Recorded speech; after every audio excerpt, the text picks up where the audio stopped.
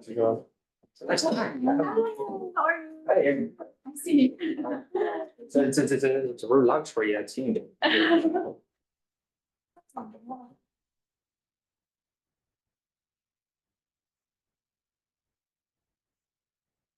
No. It's not people. It's a burgers here.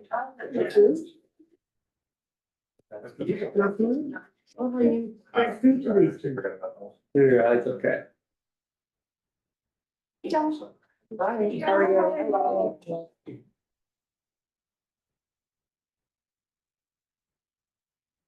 Oh, really?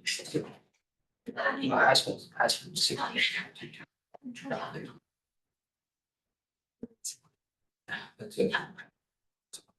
Yeah. Oh, you should. Yeah. He's installing. We're gonna have to be on campus for 2 days. So he's gonna get like a studio. The JavaScript the same. Yeah, exactly. I remember JavaScript bottom. Mhm. For the bottom.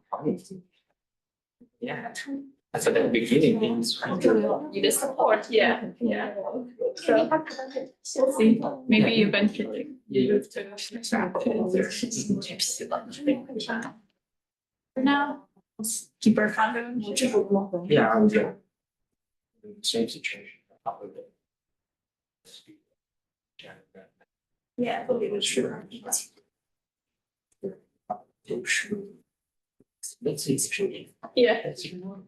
Yeah,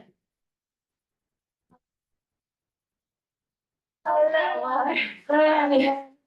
I heard you have a clue. Yeah.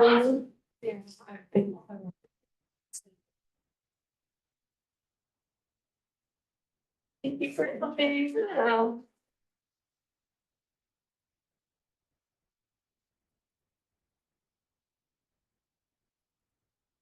How are you? Good to see you. Good luck with the presentation.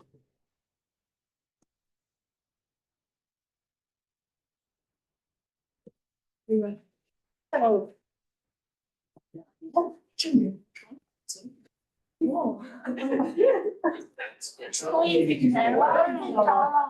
I see the younger already joining you guys.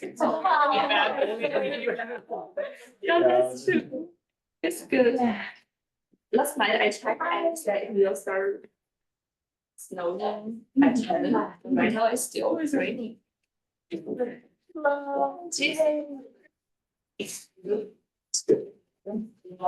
almost didn't make it, but I wanted to hear you. There's trouble with traffic or? No, it's just some scheduling conflict, but I had a lot of cancellations. Glad you can make it. No.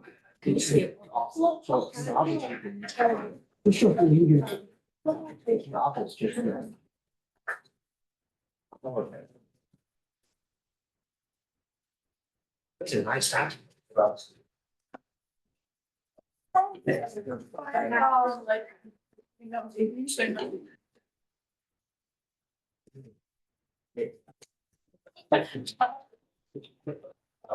Good idea to wear that every now and then, so on your job trip, you won't feel comfortable in it. Yeah. I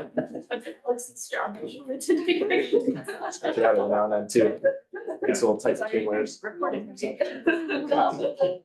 Anyways. Now that I have tenure though, when I go places and don't wear that stuff, I just say I don't want to look like a consultant. Good piece. Yeah, that line works pretty well. Man of the people. Yeah. Pretty good, thank you.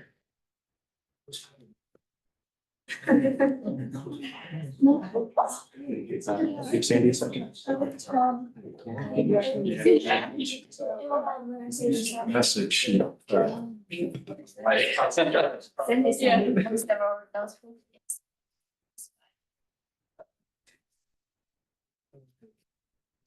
Is it still? Hi. My voice already. Oh. There is no spot. Everybody, welcome.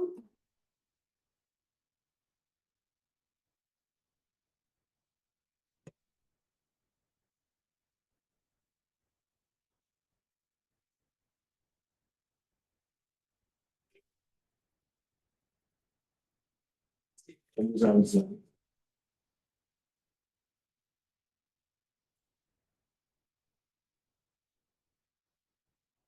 you. We have a review.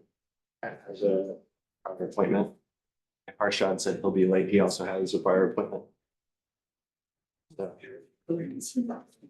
Didn't hear it, Joe. Okay. Give them a.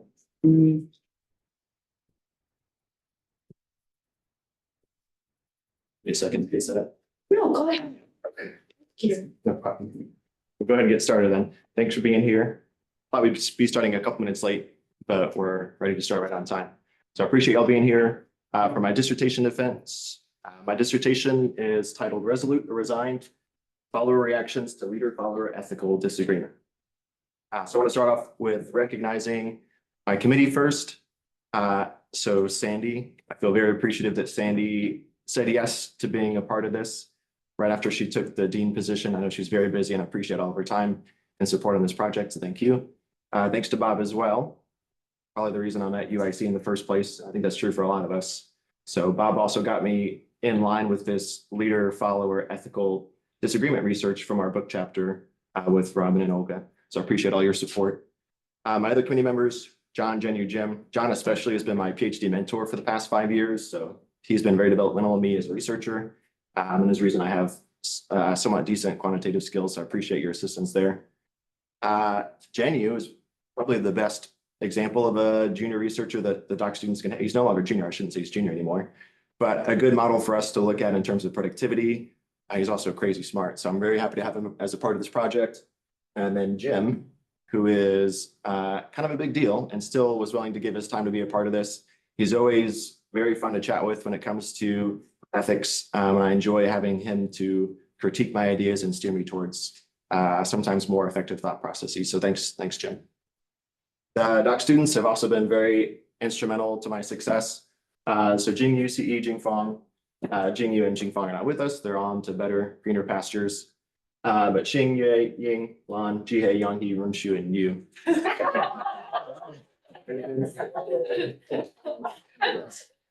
They've been great. They've given me a lot of feedback on this project in particular at prior doc student sessions. And they've also been great just throughout the program, being supportive and great friends and colleagues. So thanks for all your support. And then I should say thanks to Kat and Joe as well, but in particular, Harshad's been very helpful with me. His research methods seminar was fantastic. And he's also given me a lot of informal feedback on projects. Even when he's not a collaborator, he's very willing to give his time and effort to help doc students be successful. So thanks a lot. He's not here yet, but he'll be on here soon. He's I think a doctor's appointment. So, okay.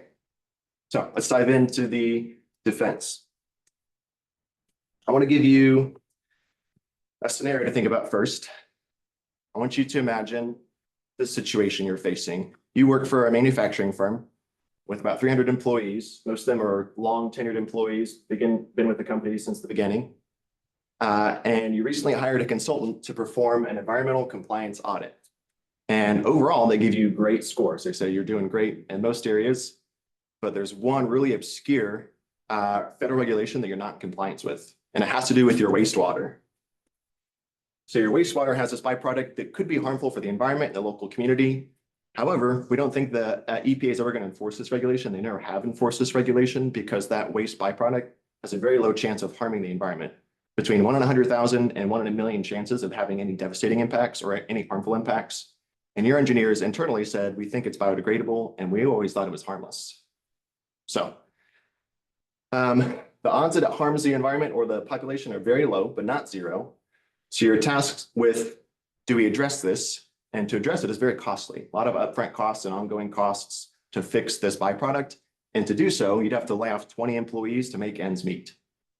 So the question is, do we lay out these 20 employees or do we retain them and ignore the wastewater issue, the potential wastewater issue? That's option one. Option two is, do we lay them off to pay for these upgrades and address the potentially hazardous wastewater?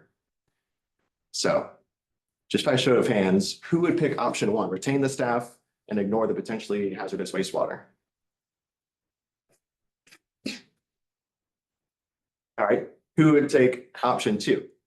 let the staff go, address the wastewater issues. Interesting. A unanimous decision. I wasn't expecting that. That's okay. The thought experiment comes in here. I want you to imagine, we've all picked option 2. We're gonna lay off the staff, we're gonna address the wastewater. Let's say we bring the report to our supervisor, and before we get to say what we think we should do, they read the report and they say, all right, we're gonna go with option 1. We're gonna retain the staff. This isn't that big of a deal. The odds are very low. We've always thought it was safe. And we're not gonna let go of these 20 long tenured loyal employees. So I want you to think for a second. You walked in thinking, hey, do option 2. I think we should do option 2. That's the right thing to do. But my boss says option 1. Think just to yourself, how would that make you feel? Would you react in any fashion to your supervisor? Maybe to speak up to encourage them to rethink, challenge their opinion? We're not going to, oh, if you want to share your Some thoughts. questions. So Yeah. I would just ask them, why did you make that decision, without confrontation? Good. That's a very thoughtful approach to that situation. A lot of us might think like, yes, I know I'll stand up to my supervisor. Maybe I'll take a more aggressive approach. Maybe I'll be more thoughtful and try to seek out their rationale for their reason.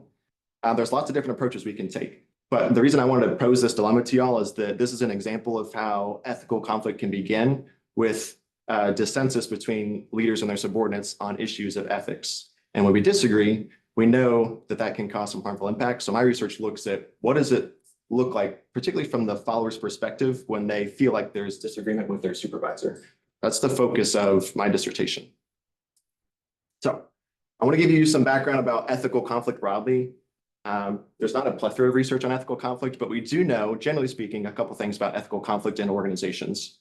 I'll redefine it for you. It's anytime we have conflict between members of an organization about matters of ethics. So we disagree about what the right or wrong thing to do is in a given situation. We know that they're largely negative. It's a largely negative experience for employees. And what's suggested is that it creates cognitive dissonance for the employees. They feel like they're obligated by the organization to do one thing when they believe the right thing to do is something else. And that can be a very stressful experience. We know that this is a taxing process that has a negative impact on a lot of outcomes. So the research suggests it's bad for task performance. It's bad for org commitment. Individuals don't like to stay in those environments for very long, so they might exit the organization long term. It has negative effects on their emotional exhaustion. It can create more emotional exhaustion, and it's bad for team functioning. So teams are less cohesive and less viable if they go through ethical conflict. So we know a lot about what happens as a result of ethical conflict. But what I'm suggesting is that we know less about what happens during the initial experience of ethical conflict. When followers first perceive that there's disagreement with their supervisor, how do they react to that? And what are the behaviors they use to navigate that situation? So what I'm looking at is zooming into the process of ethical conflict, specifically to the early stages, to see how followers perceive ethical conflict and react to it. So I'm looking at their perceptions when they experience ethical conflict or ethical disagreement with their supervisor, how that disagreement perception motivates their responses, and what responses they take to navigate the situation. The reason this is important research is that being able to zoom in on the early stages can show us how these individual differences can motivate more constructive responses. So I think Livia's response was very constructive. I'm going to speak up and be thoughtful with my leader. Other followers might take a less constructive response and disengage from the situation. So what I'm looking at is what are the personality traits that can motivate individuals to have a more constructive response versus a less constructive response that might undermine ethical decision-making. So what's my theoretical framework? So I'm leveraging social cognitive theory from Albert Bandura. And generally speaking, what social cognitive theory says about morality is that individuals self-regulate their moral behavior to stay in line with internal standards, but also external standards. We know what we think is the right thing to do, but we also know that society has its own expectations of what the right thing to do is. And the way that we self-regulate is we self-reflect. So how does my behavior line up with my internal and external expectations? And then we self-react. If we're out of line, that could be harmful for a couple reasons. If I don't live up to my own standards, then I might feel shame. It might undermine my self-perceptions. So that could be a very damaging situation when I don't do what I believe is right. But it's also true that if I violate external expectations, society can punish me as well. So my boss might punish me, my peers might punish me if I do something that they believe is unethical. So we tend to self-regulate. Those are the guardrails that keep us on the moral path, so to speak. And if we find that we're not in line with those internal, external standards, we engage in either proactive or inhibitive moral agency.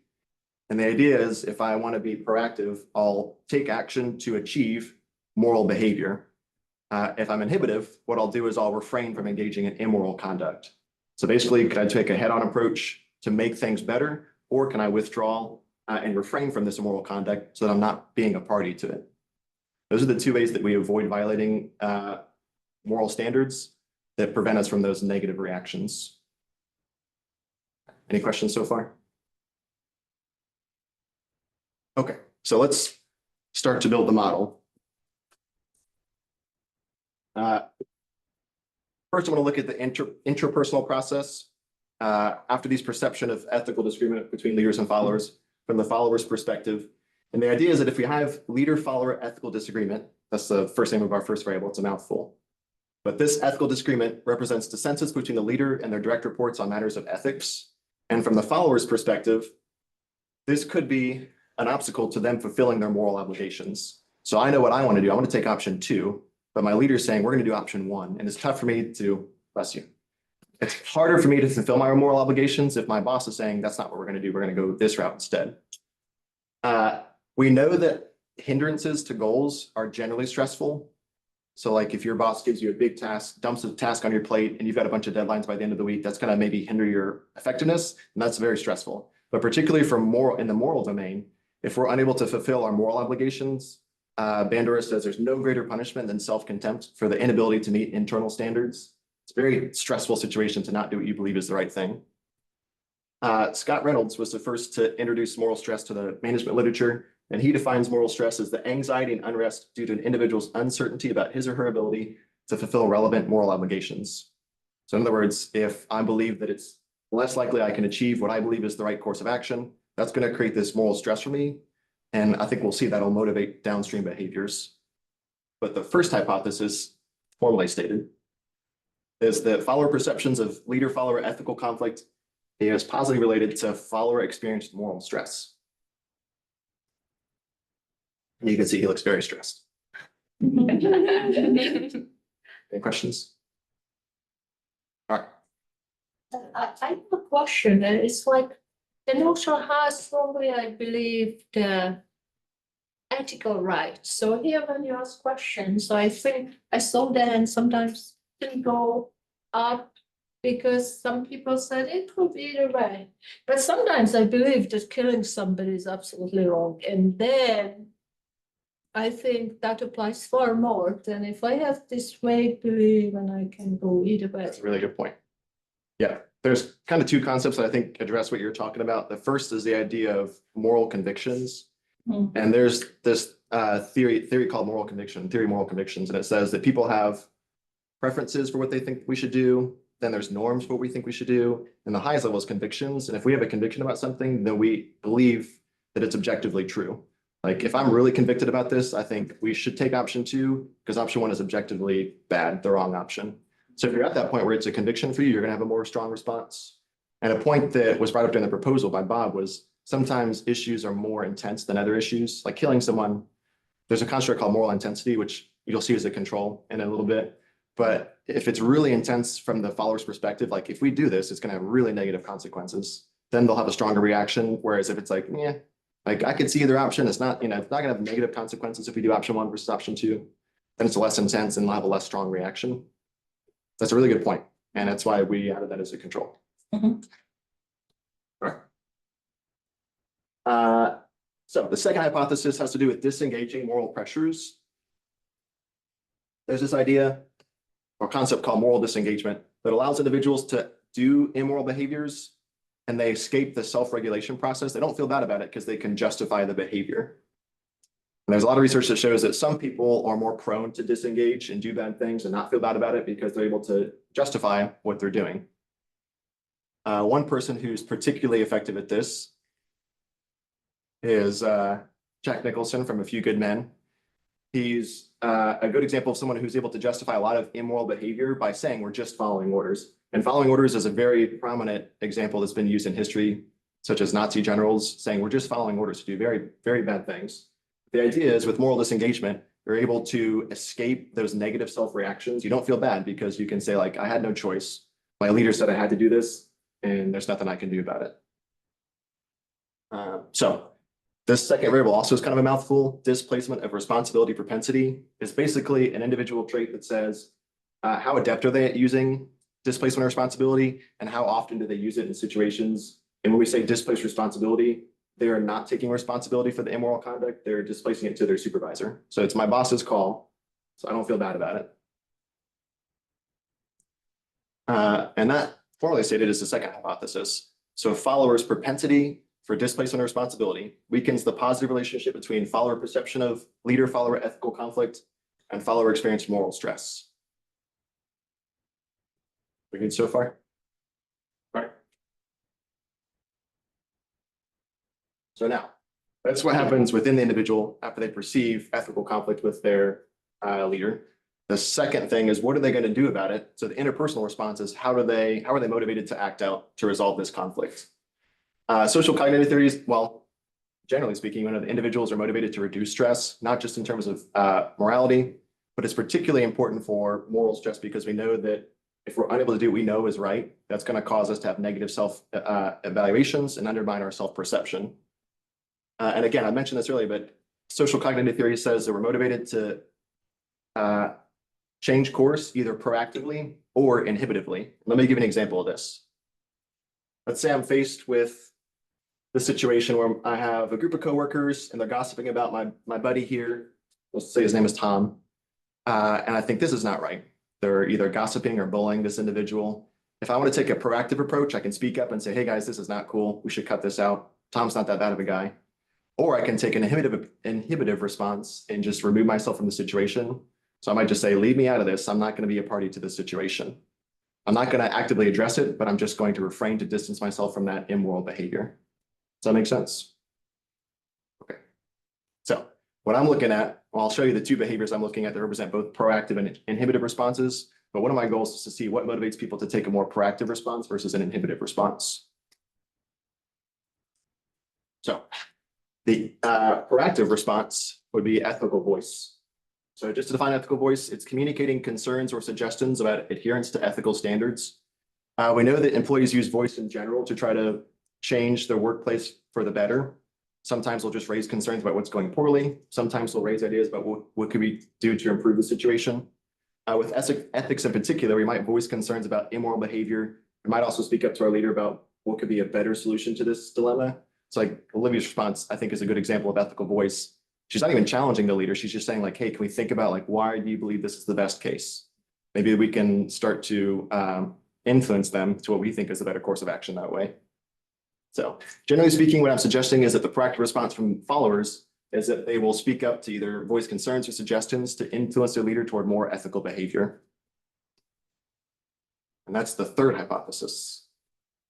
So I'm suggesting indirect effect from leader-follower ethical disagreement through moral stress to ethical voice, suggesting that ethical disagreement positively and indirectly is related to follower ethical voice through the experience of moral stress.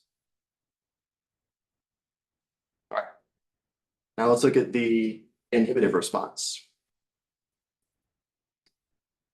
So the inhibitive response that I'm suggesting is job withdrawal. And that's been defined as avoidance or disengagement from the work environment, tasks, or the organization. We know that generally speaking, when individuals are faced with stressful situations, they can withdraw as an escape mechanism. So it allows us to alleviate whatever that stressor is. And with moral violations, individuals can withdraw to distance themselves from perceived moral obligations. So in the situation of leader-follower ethical conflict, I can say like, look, my leader's doing something that I think is not the right thing to do. Therefore, I'm going to remove myself from this situation. It's important to recognize that withdrawal is on kind of a spectrum. So it can start with simple mental or what we call psychological withdrawal. So it might just be tuned out at work, or it might be daydreaming at work, but it can escalate to behavioral withdrawal where I might come late or be absent from work. And at the extreme end of the spectrum is I leave my organization because I don't want to be a part of this organization anymore. So the idea is that leader-follower ethical conflict is positively and indirectly related to follower withdrawal through follower experienced moral stress. All right, got two more hypotheses to show y'all. I mentioned a couple times now that one of my goals is to see what motivates individuals to take a more proactive versus an inhibitive response. And what I'm suggesting is that's moral self-efficacy. Broadly speaking, self-efficacy is used a lot in social cognitive theory, and essentially it means how confident are you in your ability to achieve your goals.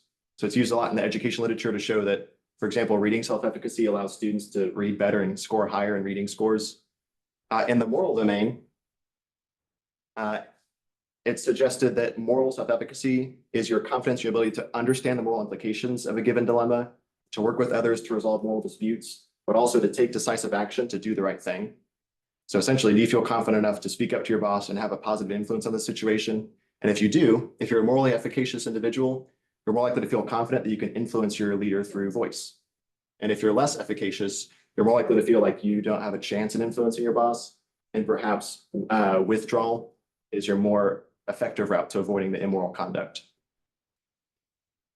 So formally stated, hypothesis 5 is that follower moral self-efficacy strengthens the positive relationship between moral stress and ethical voice, and it weakens the positive relationship between follower moral stress and follower job withdrawal. All right. Those are all my hypotheses. So here's a full model. Do you have any questions about the model? All right, good. Oh, maybe you could just highlight what you see as the major contributions. Yeah. I mean, in terms of how it adds to the literature. Yeah, I think what it has to literature, like broadly speaking, is we focus a lot on the outcomes of ethical conflict. And the way that it's been operationalized and conceptualized is like conflict is the process of us disputing or disagreeing or conflicting on these ethical disagreements. I'm looking at the early stages in terms of how do we perceive that? As soon as we start to perceive it, how does that motivate us to try to navigate that conflict? So I'm more looking at during the process of conflict, what are the individual differences that motivate more constructive or dysfunctional responses? Great, thanks. Looks like you got a question. Oh yeah, Jim. Hey, Alex, it's Jim. I'd just like to know, how quickly do you see this process happening? Like, is this something that happens very, very quickly as someone's first learning about the disagreement from their supervisor? Or is this something that takes place over a couple of days as people ruminate about it? Have you given any thought to the temporal aspects of it? I have a little bit, especially during the design of the methods. It could be difficult to capture the process if it happens quickly. Like Olivia basically said, as soon as I see this, I'm going to start to speak up to my boss. And that's in a matter of seconds or minutes. She's already going through the process of experiencing the disagreement and deciding to take ethical voice as her route to resolution. I think it could also be a slower unfolding as they ruminate, like you said, over a couple of days. I mean, imagine your boss sends an email out to the company and you don't have a chance to speak up right away, but maybe you have a meeting coming up Friday. So during the 3 days leading up to that meeting, you're thinking about what am I going to do in this situation? What does this mean for me? So I think it could be both. So do you think the process is homologous regardless of how much time it takes? I would say probably not. That's a good question. There's like two big models of ethical decision making. One of them, like I know you're a big fan of Jonathan Haidt's work, and his is we have automatic responses to moral dilemmas. As soon as I see a moral dilemma, I have this automatic reaction. Do I think it's good or bad? And then after the fact, I start to reason about why did I feel that way? And we could do post hoc rationalization of our responses. Bandura's social cognitive theory is more of a deliberative model where we take time to think about the steps of the process. So I think if Bandura would say we acknowledge there's this disagreement, then we think about it, that can lead us to feel moral stress. And we think about it some more and we think about what am I going to do in response to this moral stress? When we get to the limitations and future directions, that's one of the things I'll address is like, it's hard for me to determine, is it an automatic response in line with the more like intuitive based models of ethical decision making, or is it more in line with the deliberative based models of ethical decision making? I think that's a limitation of my design that I couldn't address, that I think I would want to with future research. Okay, thank you. Yeah, that's a good question. Okay. Hey, Alex. Hey, Jarvis. Actually, a follow-up on Jim, and I don't want to get too far offline here. I wonder if, and maybe if you've thought about this a little, part of that equation might be a moral stress threshold, where you talked earlier in your talk about the intensity of the moral reaction or the reaction to the ethical disconnect. I wonder if that moral stress, it can build quickly or it can build slowly, but it finally builds to the point where action of either a proactive action of ethical voice or an inhibitive action of job withdrawal is triggered in the participant. I wonder if that might be part of. Yeah, do you think that like thinking about moral intensity is the IV, like if it's intense enough, it triggers that moral stress? Is that kind of what you're thinking? Or if it's a low intensity over time and that stress builds. So the stress has to reach a threshold in some fashion in order to trigger the response. And then the response is either proactive or inhibitive, depending. Yeah, I don't that's know a good question. If you've given that any thought to, I'm taking off of Jim's, how long does this take question? No, I actually hadn't thought about that, but I think that's a good question. If moral stress can build up to a point where it triggers the DVs. I will say, like, I don't have a great theoretical answer, but empirically in study 2, we looked at the direct effects controlling for the mediation, and there was no direct effect. So it only influences the behaviors through moral stress. So I think to your point, like there has to be a certain amount of moral stress to trigger those behaviors. And without that perception or experience of moral stress, we're not motivated to engage in either voice or withdrawal. Okay, that's really interesting. Thanks. Thanks, I Yeah. appreciate it. Yeah. These are great questions. I'm also recording this, so I'm gonna, instead of taking notes, I'm gonna listen back to the recording. Alex, Oh, yeah, yeah, can you hear me? Yeah. Yep. So I had a quick question.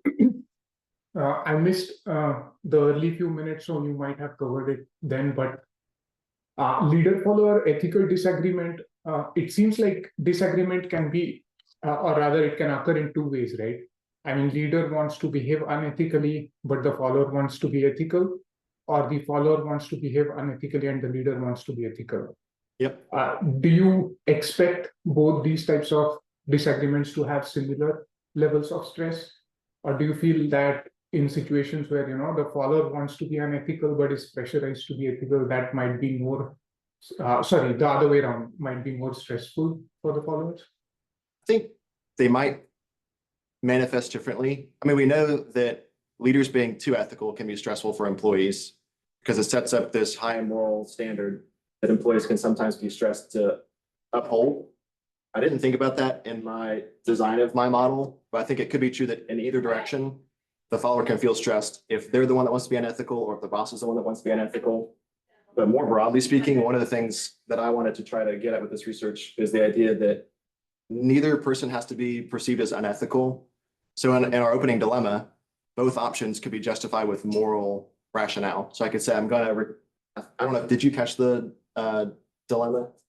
No, I missed that one. I joined a few minutes late, so perhaps Yeah. you may have covered it there. Yeah, well, I wanted to take more of an agnostic approach to this and not say that the leader's being unethical or the follower's being unethical, but rather the only condition is that the follower thinks the leader is doing something that the follower doesn't think is the right thing to do. And it could be the fact that the leader is even giving positive, like moral rationale for their decision, just the follower still disagrees. Yeah, I mean, I think to your point, if the direction of who thinks they're being more ethical than the other might influence the amount of stress. I think that's something to think about with future research. Sure, makes sense. Thanks. Yeah. All right, these are great questions. Any other questions? Okay, so that's the model. I'll jump into the two studies I used to test my model. The first study, we used a time-lagged survey design that incorporated a critical incident technique. And just to explain what a critical incident technique is, essentially, at the beginning of the first survey, we ask the follower to think about a time when you've had a leader-follower ethical disagreement. We define that term for them so they understand what it is we're talking about. So recall a situation and now answer a couple prompts to tell us about that situation. And the goal is if we allow them to re-immerse themselves in the experience of disagreement with their leader, then that can evoke the same emotions they felt during that experience. There's research that shows that the critical incident technique is effective at allowing followers to recall that experience and bring it fresh into their mind. So at the start of survey 1, I asked them to think a lot about it, right? Along responses to these prompts to re-immerse themselves in the situation. And then I asked them about their experiences following that disagreement through survey questions. I'll show you those survey questions in the next slide. Collected a sample from Prolific. We had two 10-minute surveys that were paid $2 per survey. at the first time point, I got 252 participants. What I did was eliminated for careless responding based on if they had an average response rate of 2 seconds or less per question. If they straight line, so they said strongly disagree to all the questions, and if they finished the survey too quickly. I also implemented some carelessness checks. So questions that said, please answer strongly disagree to this question. And if they missed those, they were excluded from the sample. There weren't a lot of survey questions in time one. It was mainly the critical incident technique. So there's less careless responding because of that. But I did eliminate responses if they failed to recall an ethical disagreement. There was a couple cases. So there was really 3 buckets of exclusions. The first was they didn't have any disagreement to discuss. Some of them simply said, I've never had disagreement with my boss in this fashion. So they were eliminated. The second group, they recalled something that wasn't ethical. So one example that comes to mind was a participant said, we disagreed about how to set up a spreadsheet. So that's more of a task conflict. They were eliminated. And then the third bucket was they had what could be a moral dilemma, but it wasn't work related. So one of them was my boss screamed at me for not wearing a mask. So if it's not directly related to their task, their shared work, then it's not leader-follower ethical conflict. So because of that, 39 participants were eliminated.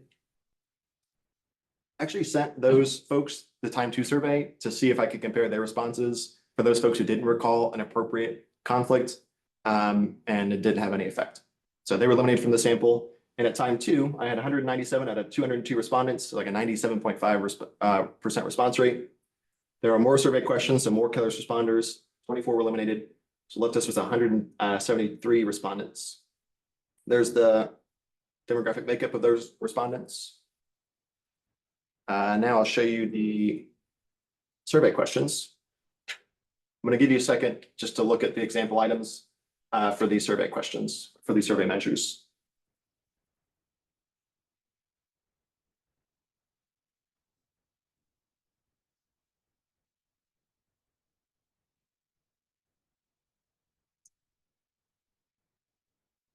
All right, so these are my core variables. The one variable I'll mention is ethical disagreement, my IV. That was adopted from Brown et al. They are the first to operationalize ethical conflict. Their operationalization is focused on the behaviors that we use during conflict. So I clashed with my boss. I disagreed with my boss. And that's the point that Jim brought up in the proposal, is that experience of conflict could also include things like voice. So it was adapted so that the behaviors became perceptions. So instead of my leader and I opposed on our viewpoints, I said my leader and I held opposing viewpoints about how to handle an ethical dilemma. So it's more about the perception of misalignment between them and their leader. Here are the control variables we used.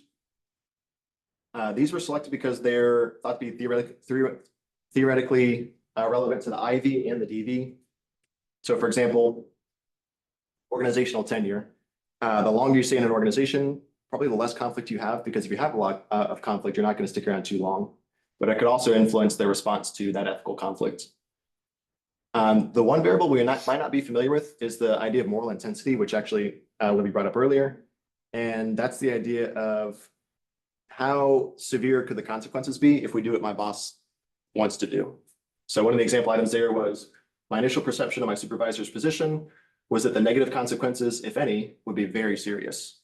And in those situations, the follower might have a more severe response to that dilemma. So I wanted to control for that as well. The other one I wanted to point out was conflict. This is technically a 3-dimensional construct. There's task conflict, relational conflict, and process conflict. We use 3 items for both. And what we found was that the omega hierarchical, which shows us that basically all the items have enough shared variance to treat as one construct. That allows us to treat it as general conflict to reduce the number of control variables in the model. So to analyze the data, I used path analysis with the Lavon package in R. I centered the predictors to eliminate non-essential multi-collinearity. And then for the mediation effects, I used 10,000 bias-corrected accelerated bootstrap samples to determine the confidence intervals for the mediation effects. So let's start to look at the results. For the first hypothesis that ethical disagreement is positively related to moral stress, that was not supported, nor was the moderating effect of displacement of responsibility. So regardless of the levels of perceived ethical disagreement or the follower's displacement of moral responsibility, those did not have an impact on their experience of moral stress. What was interesting and something that Jenny pointed out in the review process of the manuscript draft was that the bivariate relationship was, I think, 0.20. They were significantly related as a bivariate relationship, but when you account for these control variables, and we'll talk about that in the limitations of study one, things like general perceptions of LMX, general perceptions of ethical leadership, general perceptions of conflict, those had a stronger influence on these variables than ethical disagreement. For the downstream effects, there was a significant link between moral stress and ethical voice.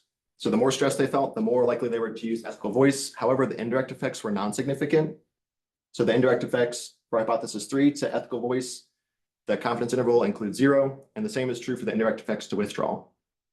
Neither the direct effect nor the indirect effect to withdrawal were significant, suggesting that they did not withdraw in response to this moral stress. For hypothesis 5 and 6, we found that moral self-efficacy does not influence the relationship between stress and voice, but it did dampen the relationship between stress and withdrawal. I think what's interesting is that regardless of their level of moral self-efficacy, individuals were likely to speak up to their supervisor, which I think is an encouraging result. And in terms of withdrawal, I wanted to probe this by looking at what does it mean if they're at high or low levels of moral self-efficacy. And we can see that when they're at high levels of moral self-efficacy, it's a non-significant relationship. Technically at low levels, it's also non-significant, p-value is 0.06. But when they're minus 1.2 standard deviations below the mean, it does become significant, so that they are more likely to withdraw. There's a positive relationship for followers who are lower in moral self-efficacy. And that's aligned with the hypothesis. Okay, so the debrief on study 1 did find support for the idea that moral stress can motivate employees to take responses, both the proactive and the inhibitive response. Followers were likely to use voice regardless of their levels of moral self-efficacy. And if they were very low in moral self-efficacy, they were likely to withdraw in response to the moral stress. There wasn't enough evidence to suggest that ethical disagreement was the impetus for these relationships. But there's a couple limitations to the study that I think undermine its ability to support my hypotheses. The first is that the sample size was much lower than anticipated.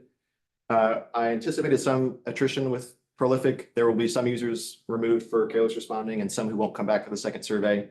But what I didn't anticipate was that almost 20% of the sample didn't provide a good ethical conflict critical incident, and that significantly lowered my power of study 1.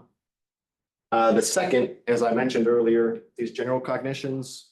We know that if you ask people to recall something that happened in the past, general cognitions, like my perception of my relationship with my leader, generally speaking, did I like them? Did we work well together? That can flood out these event-specific cognitions.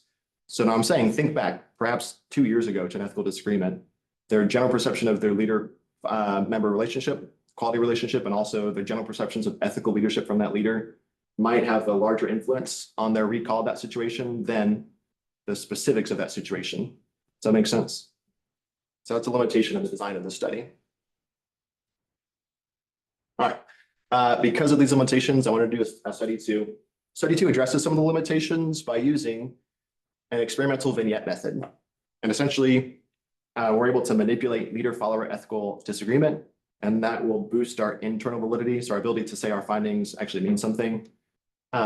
What's nice about the experimental vignette method is that it's been proven useful for evoking realistic responses, especially to negative stimuli. So I think, John, you're a partner on that Lions article, right? They looked at, can we basically stimulate these negative responses when folks are exposed to this experimental vignette? And if you're unfamiliar with experimental vignettes, we essentially say, think about this scenario. How would you feel in this scenario? And the vignette that I used was the one that I presented to y'all at the start of the presentation. So I told them, you're faced with this decision to lay off staff to address this potentially hazardous wastewater. What do? Do you lay off the staff or do you retain the staff? I had 278 participants. There were more survey items in this compared to study 1, so more careless responding. After removing careless responders, I was up at 213. Those are the characteristics. I want to show you how I set up the experiment after I show you the items. So basically the same items, but what I wanted to show you is that the stems changed. So these are all the same measures. But for example, for ethical disagreement, it says Pat and I, Pat was the name of their hypothetical supervisor. Pat and I had opposing views about how to handle an ethical/moral dilemma. And of course, they rated this after they experienced or read the vignette. So. Okay. To set up the experiment, this is a screenshot from the survey flow in Qualtrics. Some of y'all asked, like, how do you set this up? So in case you're interested, essentially what happens is in block 3, they read the vignette. And after they read the vignette, they're put into a randomizer. And they're either assigned to a conflict condition or a no conflict condition. So randomly 50-50, they're assigned to conflict or no conflict.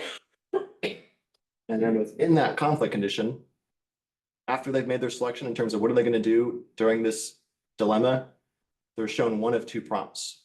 This is the conflict condition page. So if they selected option 2, if they said, I'm going to lay off the employees to remove the potentially hazardous waste chemical from the water, then they were shown this text. Pat believes the right thing to do is prioritize the employees. We're going to retain the 20 employees and not address the wastewater. And then if they selected option 1, it said, well, Pat selected option 2. So that's all display logic that only shows that text if based on what they selected to their response to the dilemma. Does that make sense? Okay.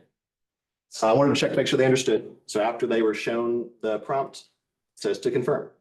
Which option did your supervisor Pat select? And I just select. Pat selected option 1 or Pat selected option 2. So I wanted to look at how effective was this manipulation. And if they were put in the disagreement condition where Pat disagreed with their selection, their rating of perceptions of disagreement were 5.48. If they were placed in the agreement condition where Pat agreed with whatever option they selected, then their perceptions were 1.82.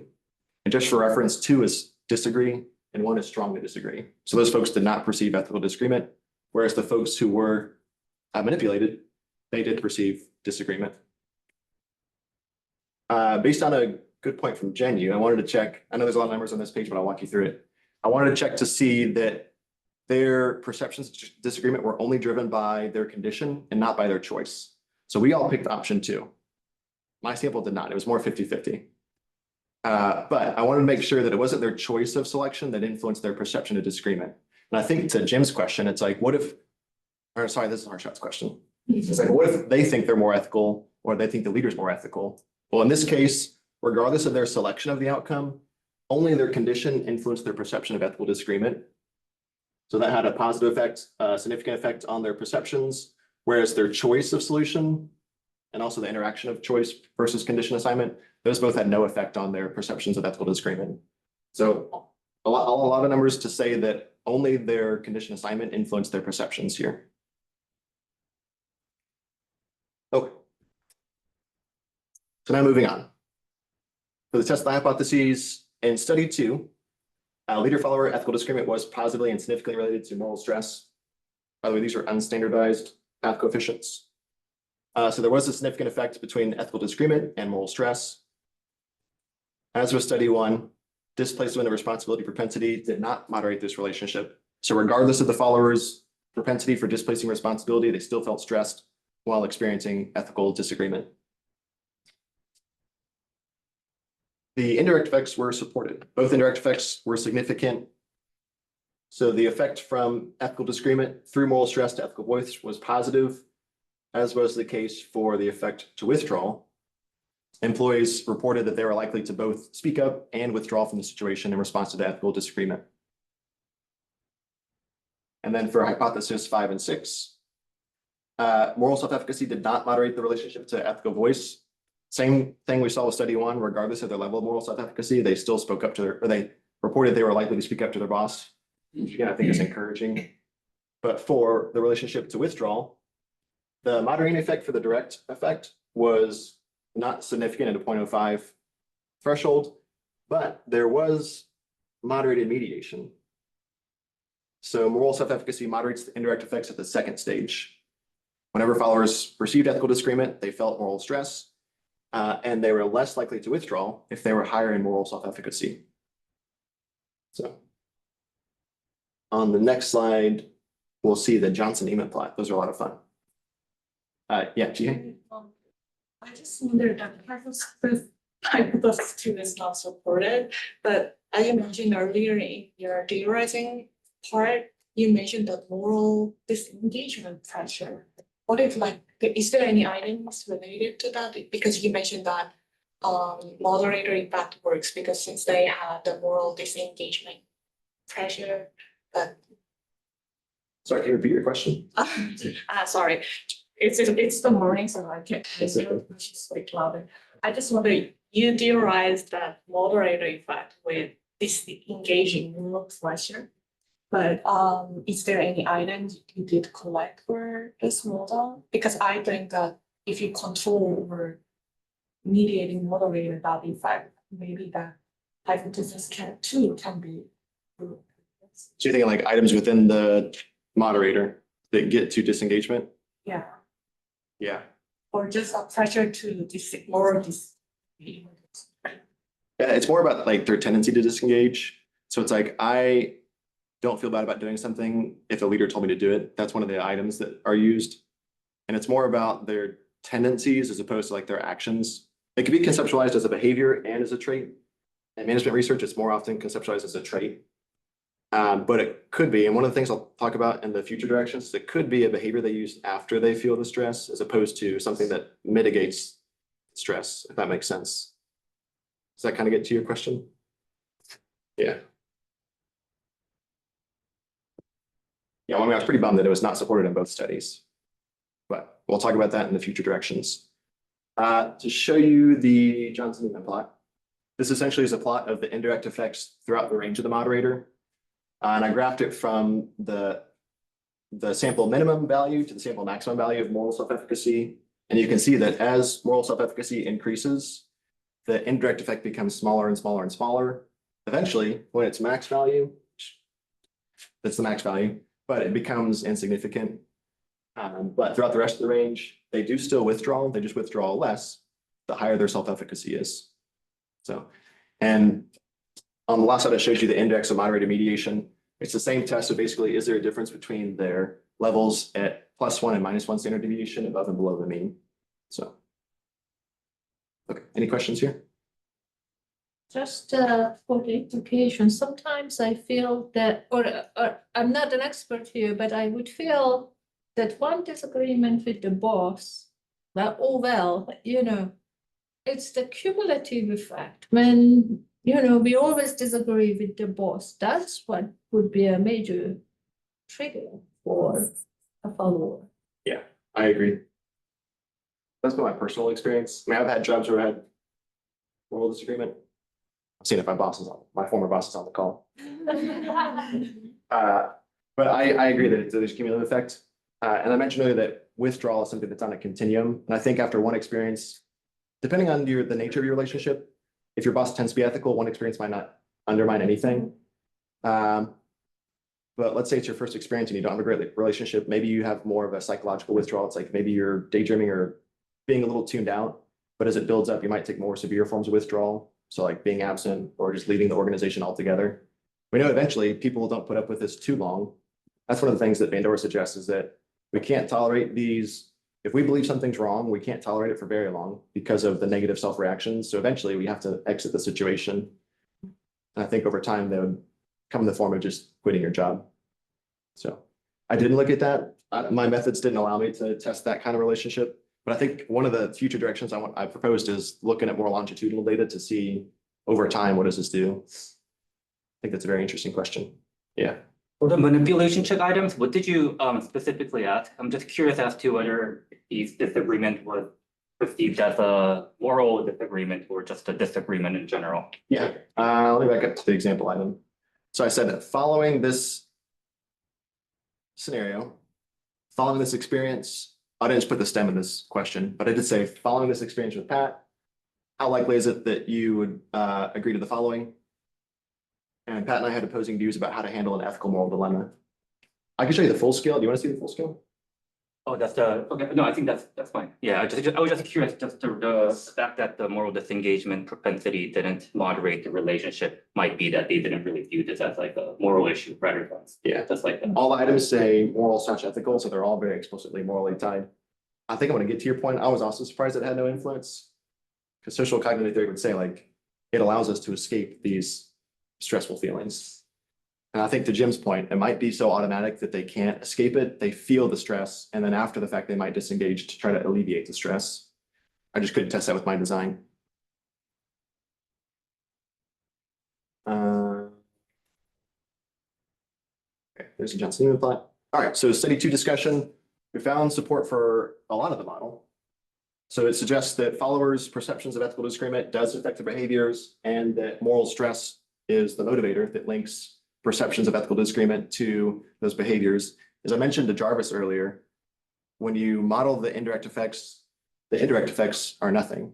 So only when the followers experience moral stress do they engage in ethical voice and job withdrawal. The second was that we provided more support for moral self-efficacy's moderating influence on their response to stress. In particular, for job withdrawal, those folks who are more efficacious are less likely to withdraw. This is a summary across both studies. In case you want to see all the hypotheses spelled out again. The one that, there's actually 2 I want to talk about. The first is, to Joe's point, the reason for displacement and responsibility not having any influence on that first stage of the relationship. There could be a couple explanations, but I think the one that I kind of landed on is the one I mentioned to you, Joe, is that it could be the fact that followers have a more automatic response to the disagreement, that they, as soon as they experience, they don't have time to think about it to feel stressed. And that it could be that these more intuitive-based ethical decision models, like Jonathan Haidt's model, which suggests that we like to rationalize after we feel a certain way about an ethical dilemma. It's like, I felt stressed. Now let me think about why I felt stressed. And it could be something that occurs after the perception of moral stress as opposed to before. The other one I want to talk about was ethical voice. I mentioned this a couple of times now, but I was pretty encouraged, I think, to see that regardless of individuals' level of moral self-efficacy, they still demonstrated ethical voice to their leader. Even if they felt like it couldn't do anything, they still spoke up. And I think that could represent, for a lot of individuals, the way that they symbolize their moral identity is they signal that morality is important to them. And even though they can't accomplish moral outcomes, just by speaking up, that alleviates some negative self-evaluations. So like, I don't think I can make an influence here, but I'm at least going to speak my mind so I don't feel bad about being a party to this, or at least I won't feel as bad. So. Okay. Yeah, Bob? On the displacement of responsibility, I think there might be some social desirability in responding. Was there much variance on that? There was. I think all the variables had at least one standard deviation of 1. Oh, okay. Nothing was super range restricted. That's a good point, though. I mean, I think it's true that if we ask ourselves, like, what would we do in this situation? It's easier for us to say, like, yes, of course I would do the right thing and speak up. Much harder to be in the situation and make that decision. So I think social desirability could play an influence in this.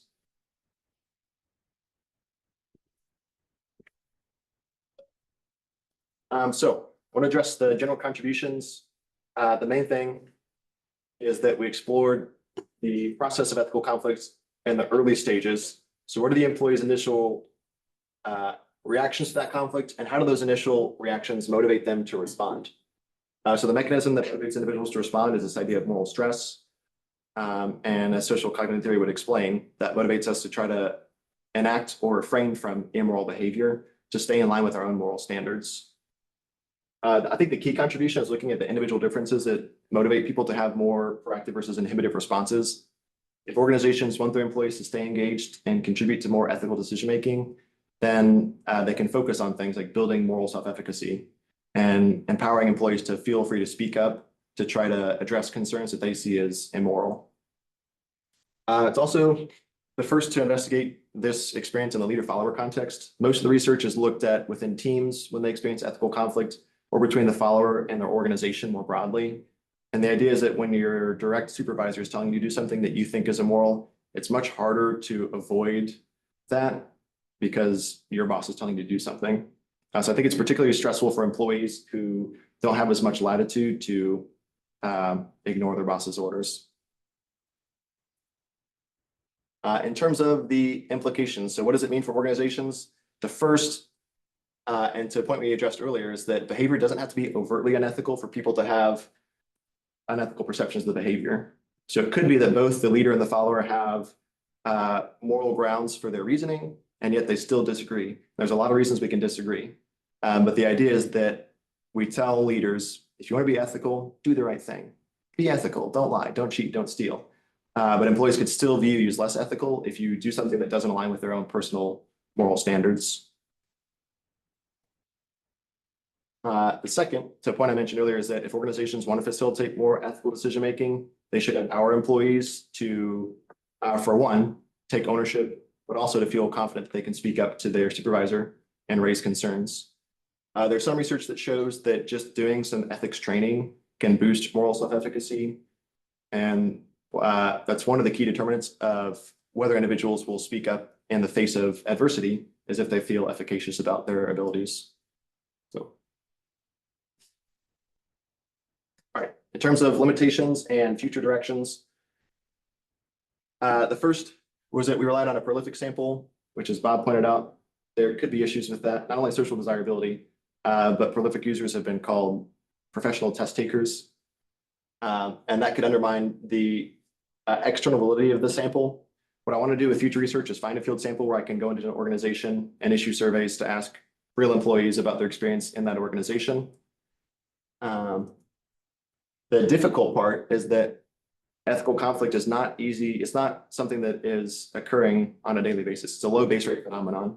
That's the reason I designed a critical incident technique, because I could ask them to recall a situation. And for study 2, it was the experiment to show everyone an ethical disagreement situation. What I think could be helpful to capture it is an ESM design. That's something I considered doing for the dissertation. They're typically more looked at for within design, within person phenomenon. But what I think an ESM can help with is, over a long course of time, capturing the experience of ethical disagreement. Typically, they're 2-week designs, but we could do a 10-week design to hopefully capture some disagreement within that context. And I think, to Olivia's point, it could also show the accumulation effect of disagreement over multiple instances. Alternative solution is if we can look in a turbulent context, so like an organization going through merger acquisition, also within the hospital setting. These are contexts that might have more instances of leader-follower ethical disagreement, and that could hopefully increase the chance to capture that experience as well. All right, the last is kind of to Harshad's point. We can't understand why there's these perceptions of disagreement. It could be the case that the leader's being very unethical, or the follower wants to be really unethical. There's a lot of reasons that we can have ethical disagreement. It could be that we have different values. So in our dilemma, it could be that I value my employees' loyalty and you really value environmental concerns, and that leads us to different solutions, even though we both have moral basis. There's also a lot of research that looks at moral foundations and says that basically the foundation of our morality, if it disagrees with others, it can lead us to different solutions, also different moral philosophies. If I'm someone who believes that the ends can justify the means, I might do something that you think is unethical. So I couldn't address that in my research, and in future research, I really want to look at building theory around this idea of what can lead to ethical disagreement, because I think that different antecedents can lead to different manifestations, but also proposed solutions. So for example, if our disagreement is a result of we have different values, then maybe we can focus on identifying shared values to start a conversation, a constructive conversation. So I do think theory building is needed in that area. All right. And in conclusion, thank you for being here today. All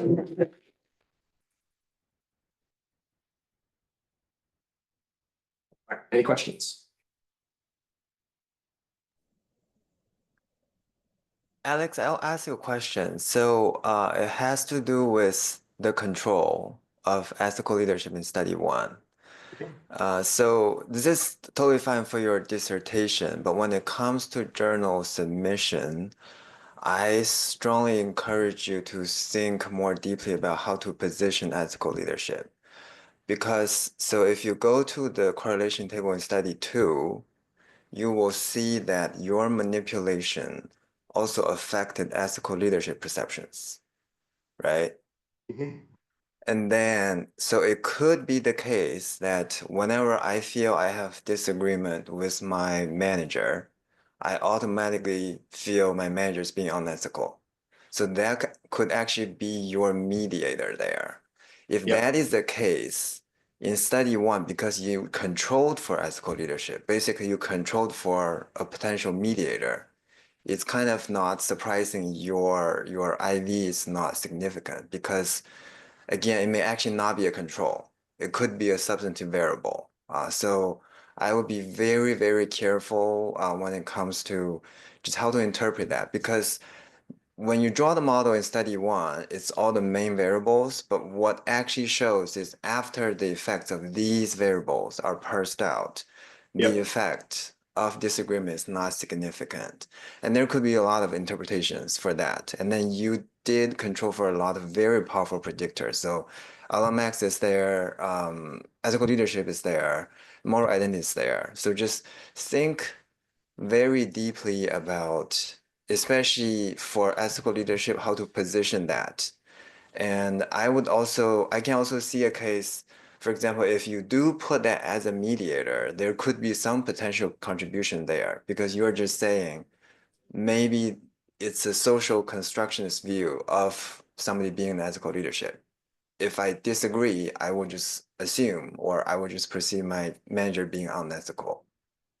Yeah, I think that's a really good point. I hadn't thought about doing that in these analyses. The book chapter Bob and I did basically had that same model. It said if we disagree on our moral perspectives was the idea in that situation. That could lead to lower perceptions of ethical leadership, and that could hinder LMX was our DV there. So I do think it's the case that perceptions of ethical leadership are dependent on agreement on morality, more broadly speaking. And I also know like Ryan Fair had a 2015 AMR. It was about moralized leadership, and it said that if we have different, I think moral foundations was his IV, Jim might know. But if we misalign, then that leads to lower perceptions of ethical leadership. But that was a theory piece. And also in study two, the scenario was kind of a moral dilemma, right? So there's no clear right or wrong answer. Ethically, yeah. So with the moral dilemma, when there's a disagreement, people still feel like their leader was being unethical. So I feel like even that setup, there's some theoretical interpretation there that you shouldn't just dismiss. Basically, it's just saying, although we as the experimenter or the researcher think it is clearly a dilemma, but when people are going through it, they don't feel like it's a dilemma. Once they make their choice, they will feel the other party is being unethical. Yep, that's a good point. I probed a little bit and looked at, did the condition predict ethical leadership? And I think the correlation was like 0.51, very strong predictor of perception of ethical leadership, regardless of the option they selected. And I told y'all it was the proportion of selecting option 1 and option 2 is not statistically different from 50-50. It was a very well-balanced sample. And what I think is cool about that is that the sample didn't perceive one as being more ethical than the other, at least broadly speaking. And yet, regardless of their option, they were a very strong relationship to their perceptions of how ethical their leader is. So I think to your point, that's something I want to explore in future research, is showing that perceptions of ethical leadership are really based on how well do we align morally.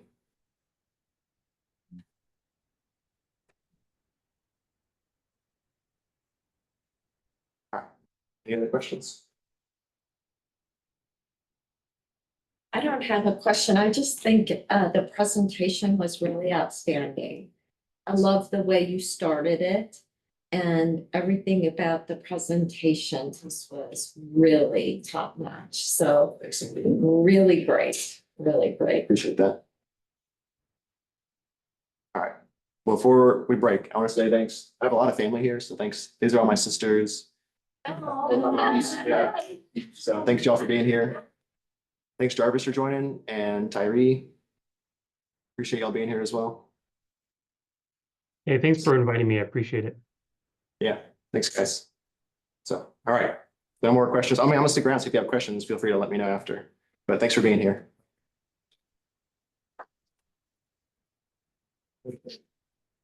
Let's open our committee with Renee. Jim, if you could hang in there.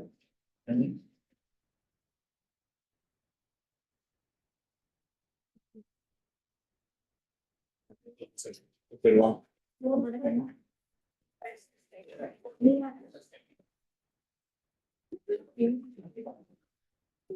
Not good.